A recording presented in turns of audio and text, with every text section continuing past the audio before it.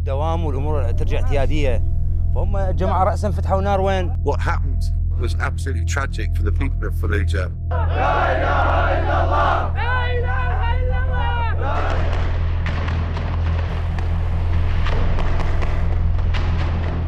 We came here to liberate Iraq because this is your country. We don't need your liberation. Yes. Don't need your liberation. That is not.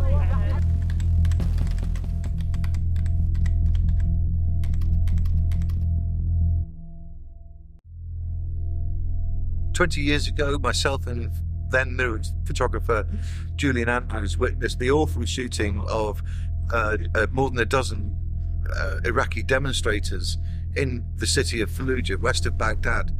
في مسيره اعتياديه بلغوهم على مود الدوام اليوم ثلاثاء فالناس فرحانه يعني بالدوام والامور ترجع اعتياديه فهم الجماعه راسا فتحوا نار وين.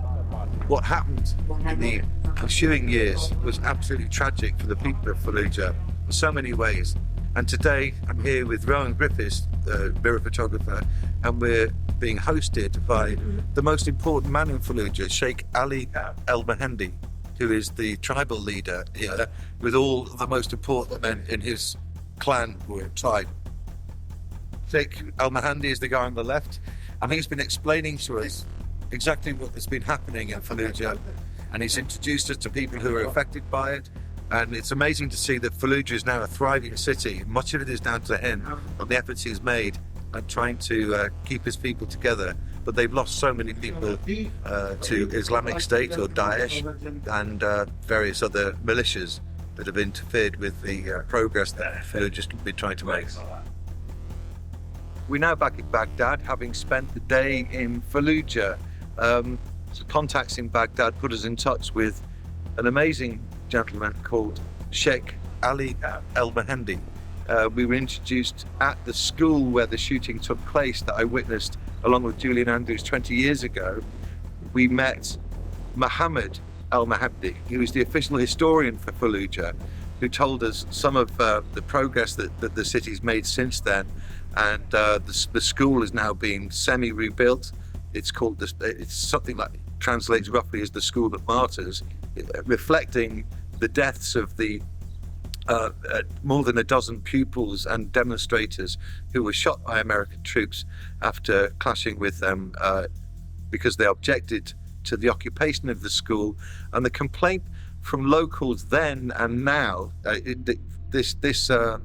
this feeling still exists today. The complaint at the time and now was that they felt that the Americans were insensitive towards local sensitivities as regards using binoculars and having sentries on the rooftops of the school because it was insensitive towards.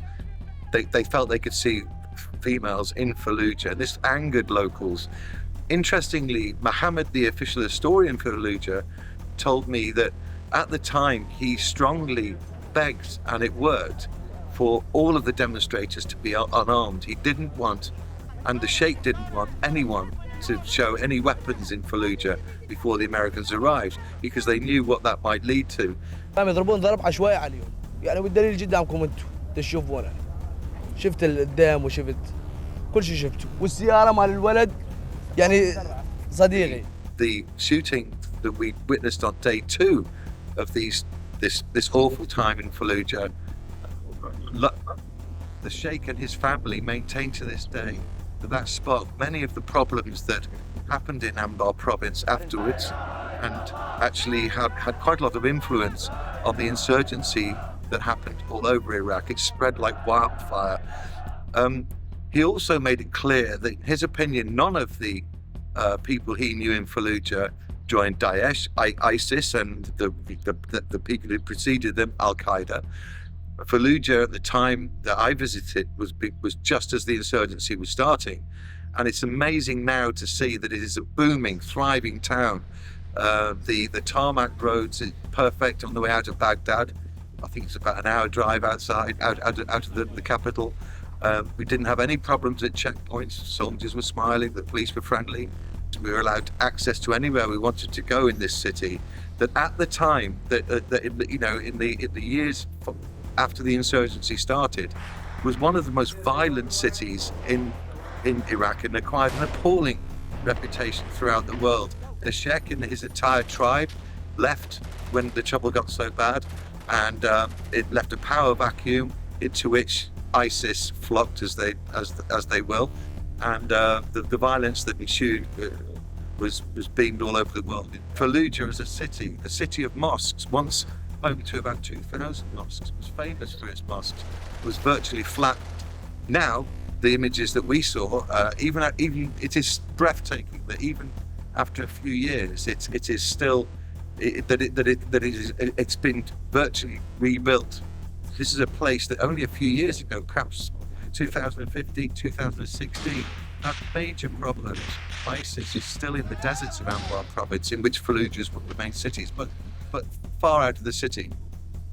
We were very well looked after throughout our visit, and we met lots and lots of the Sheikh's family, his distant relatives, all part of the Al Mahamdi tribe, which is as far as we could gather, the main tribe of Fallujah. And we'll be forevermore grateful. We never felt threatened. In fact, some of the people that we were with said that they felt safer there than they do sometimes in Baghdad. We have not seen any trouble here. No gunshots. The troop presence is pretty low, I would say. The checkpoints we were waved through, so Fallujah is no longer the tense town that we remembered it as.